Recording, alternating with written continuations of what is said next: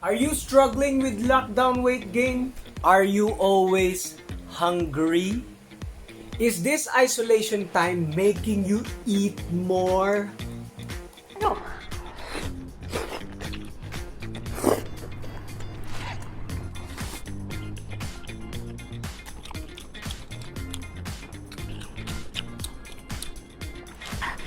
Do you want to lose weight but it's hard to resist that urge to eat? Are you gaining so much fat that your old uniforms don't fit anymore?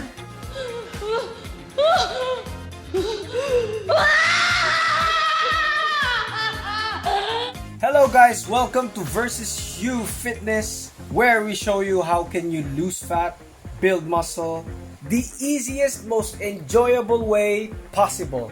Okay, lockdown weight gain. Before we dive on this, let's first look at the situations. Okay, our current situations. There are two actually, diet situation and workout situation.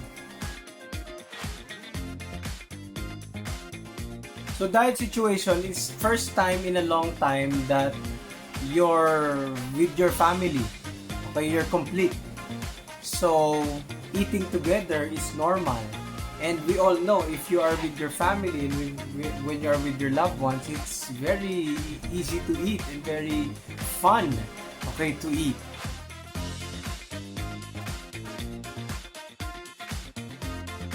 I mean, mom's cooking, it's hard to resist. Okay, when you resist, first, it's delicious while you resist, and then it's rude to resist if you're an Asian like me.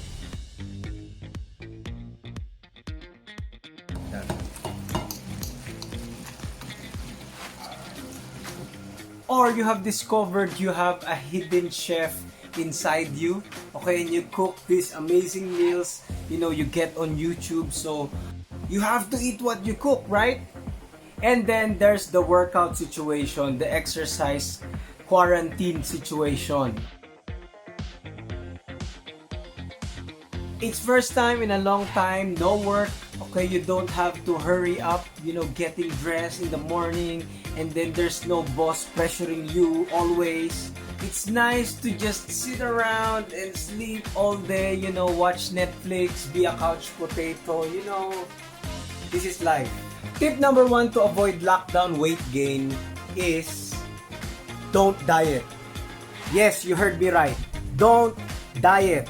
Guys, let's face it, exercise is easy, okay? But dieting, that's another story, okay? If dieting was so easy, then everybody would be sexy, okay? Then everybody would be in shape. Everyone would be at a low body fat, you know, great muscle tone, great proportion. It's hard. Dieting in itself is already hard. This is the first time in a long time that you're with your family, okay? That you're complete. And then you're gonna diet. It's like, you know, it's like punishing yourself, okay? It's a torture, okay? You're setting yourself up to fail. Don't do that, because the main thing is still enjoyment, okay? People don't realize that maintenance in of itself, okay, weight maintenance in of itself is already an achievement, okay? The fact that you're not gaining weight, you know, daily or weekly is already an achievement, okay? If you maintain your current, for example, you're dieting, okay, you're at, for example, week 4, okay, of your diet, okay, you start your diet and then you're week 4 and then lockdown week 5 until now. Keep the weight you lost on that 4th week, okay? Don't gain any more weight. That's my suggestion. Dieting in this quarantine lockdown period is a bad idea, okay? Eat at maintenance. Maintain your current weight. If you're not a competitor or some fitness model who has a deadline, who always has a photo shoot, why would you rush it? You know why you want to rush it? Do you know why you want it fast? You want to diet fast and get to your goal weight fast? You're not happy with your weight now. You're disgusted of yourself. You don't like what you see in the mirror. Guys, that's very wrong. Okay, if you're not happy now, you're not gonna be happy later if you get your weight, you know, especially if you get it fast. If the journey is too hard and too depriving, it's perfectly fine to diet longer. Okay? I would much rather have a 20-week diet that is very enjoyable and the result is permanent than to diet, 10 weeks. But, I'm killing myself, and after that, I can't wait to binge eat and gain fat again. Okay? It's better to diet for 20 weeks, permanent result, than to diet 10 weeks with temporary result. But if you still want to diet and it is very personal for you and you really want to look like a fitness model, or you just want to show off your before and after quarantine pictures, whatever, you still want to diet, then tip number 2 and 3 is for you. Tip number 2 is perspective, changing your perspective. We all know that to hit, more fat loss, more weight loss, to experience that, you have to stay in a caloric deficit. Meaning, you have to be hungry. Okay? There's no way around that. Okay? You're gonna be hungry, you're gonna be, low energy. That's part of the process of losing fat. Okay? I don't care what diet you follow, what exercise you follow. If you're in a caloric deficit, it's gonna feel hungry and it's gonna feel low energy. That's the two main things that you have to sacrifice. And human psychology tells us that right perspective is equal to right thinking. And right thinking equals right behavior. You gotta start with your perspective. What perspective? Did you know that 821 people are struggling with hunger daily, and it's increasing? This perspective helped me a lot. Okay, I think of people who are hard laborers, who are very poor and they can't afford to buy 3 meals a day. Okay, they just eat one big meal a day full of rice and a little bit of fish to survive. Okay, and they still have to do hard labor jobs. That helped me get in shape because changing that perspective is helping me to count my blessings every day, help my appetite. Okay, suddenly when I think of those people, my appetite is down. Okay, I don't want any more food. Okay, it's like I want to share their pain. Okay, so that helps. Okay, changing your perspective that there are more people worse than you, people who experience extreme poverty. It's like, who am I to complain, okay, about my situation? Who am I to complain about my dieting? Okay, for example, I need to not eat for a meal or miss a meal in order to hit my numbers. Who am I to complain? There are much worse people who experience hunger and starvation. And these are garbage meals. Okay, imagine that, garbage, recycled meals. Okay, what will that food do to their health? So the next time you're struggling with hunger and low energy when dieting, think of these people. You're just gonna experience it for a temporary period of time. They're experiencing it pretty much their whole life. Imagine that.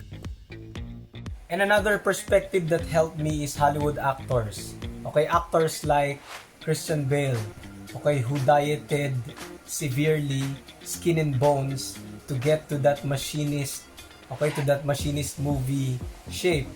Okay, and then afterwards he gained a lot of size and muscle on Batman Begins, and then he dieted again to be skinny, and then Batman 2 came, okay, The Dark Knight, and he gained size again. Okay, people like that inspire me, gets me to the right perspective that dieting, what his diet looks like: coffee and just apple. And if he's really hungry, okay, he will eat a can of tuna. That's it. Okay, I think that's 4 months or 6 months. Okay, for me, if he can do it, okay, if he can lose weight doing that, then I can do that too. Okay, imagine him in a quarantine period, okay, and he's still preparing for a role. Okay, if you're an actor, what will you do? It's weird when you count your blessings, when you count how lucky you are from other people, your appetite goes down. Okay, this what's helped me to maintain my weight. Okay, to stop whenever I need to stop. Okay, did you know that if you have a roof, you are 75% better off than other people? Okay, if you're, if you're still not starving, you're better off than 90% of people in the world. Okay, look at the world hunger statistics. You will be shocked.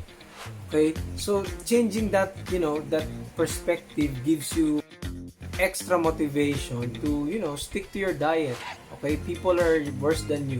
Rather than complaining because you only have these small amounts of food and you have to walk, you have to exercise, and you're hungry and you're low energy. Okay, that's the wrong way of thinking. Tip number 3, I call them satiety friends. Okay, you're gaining weight because you're not eating this. It's not what you're eating that makes you gain weight. It's what you're not eating. What is that?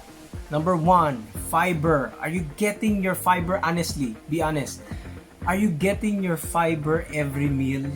Okay, is your starch, your rice, your breads, your potatoes double?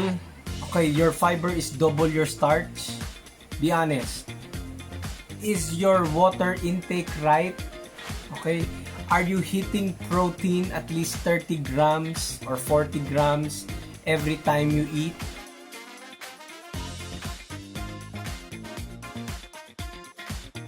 Of course not. If you're already doing that, then you're not gonna struggle with weight gain.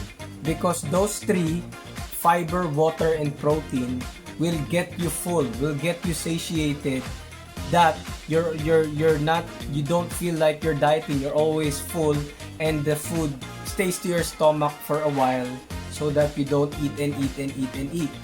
So in this lockdown stage, eat these satiety friends: water, fiber, protein. On a side note, for people who are worried that they can't buy fresh healthy foods and they're just stuck with processed foods for now, canned foods, it's perfectly fine. Okay, and what's better about that canned foods is they have, food labels on the back.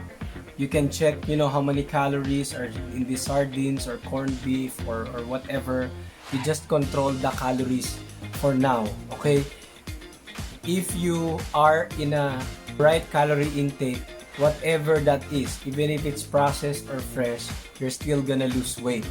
Okay, the only difference is the gut health, but that's for long term and for other, discussion. Okay, so it's perfectly fine to eat processed as long as you still hit your energy numbers. Last tip number 4 is activity. Okay, this is so important. Stop being a freaking couch potato. Okay, don't just watch Netflix and be lazy, okay, all around. You might ask, but it's forbidden to go outside. Yes, I know that. Okay, but you can still be active inside the home. How? Clean. Okay, do some general cleaning. Okay, walk around, stand more. Okay, did you know that you burn twice the calories standing than sitting? So stand. Whenever you browse your social media and you're replying to message and you're replying to emails or working from home, get a standing desk. Okay, get your desk, get some books, get your laptop or your cell phone there, and you work standing. Okay, you burn twice the calories. And this is one of the best if you have a small space and you can't really walk and your house is not that big. You do jump ropes. Okay, but I don't have a jump rope. Then do shadow jump rope. Okay? People are full of excuses. Okay? Even if you don't have a jump rope, that just the motion of jumping gives you that, that calorie burn. Okay? Aim to hit 7,000 to 10,000 steps a day. There are a lot of apps, pedometer apps you can use, to count your steps. If there's a will, there's a way. So I hope you like this, 4 tips for avoiding lockdown weight gain, and I want to leave you with 2 proverbs. These are time and tested proverbs. Okay, it's found in Proverbs 13:4. A sluggard's appetite is never filled, but the desires of the diligent are fully satisfied. Okay, what does that mean? If you're a sluggard, if you're lazy, then it's very hard to satisfy your appetite. Okay, you see this a lot. Okay, there's a lot of studies on this. Lazy people eat more. Lazy people are more overweight than people who are diligent, people who are productive. Okay, because if you're lazy, your mind is just focused on the primal instincts. And what is that? The basic primal instinct: eat and eat and eat and eat and eat and eat and eat and eat and eat. Okay? You're never satisfied. Okay? But you notice this, right? If you have a lot of things to do, sometimes you miss meals and you don't think of food anymore, and you're just surprised that, oh, I missed my breakfast, oh, I missed my lunch, because you're so focused on something you want to accomplish or you want to finish. Another proverb, Proverbs 24:33 to 34. Sleep a little, doze a little, fold your hands and twiddle your thumbs. Suddenly poverty hits you and everything is gone. Okay, guys, I want to encourage you to be productive this quarantine times. Okay, not just for your health, but also for your other parts, other areas of your life, like your money. Okay, everything is gone. If you become lazy, look, guys, I'm saying that your lockdown weight gain is directly proportional and very associated to your productivity levels. If you're productive, it's very likely that you're not gonna gain weight. If you're lazy, it's very likely that you're gonna gain weight. So, find something to do. And I hope you like this video, guys, and please apply these 4 tips. Okay, if you have a friend that is struggling with weight gain, probably he or she is not doing this. Okay, so make sure to like, comment, share, and subscribe. See you on the next video. If you want a full-blown training, nutrition, and discipline program, I recommend the Shred Smart program. Okay, links will be down below. And if you want me to coach you personally, we have a personal online coaching service. Okay, bye-bye. Always remember, it's you versus you. Okay? Nothing's gonna do it for you. It's you versus you. Okay? Bye-bye. Peace.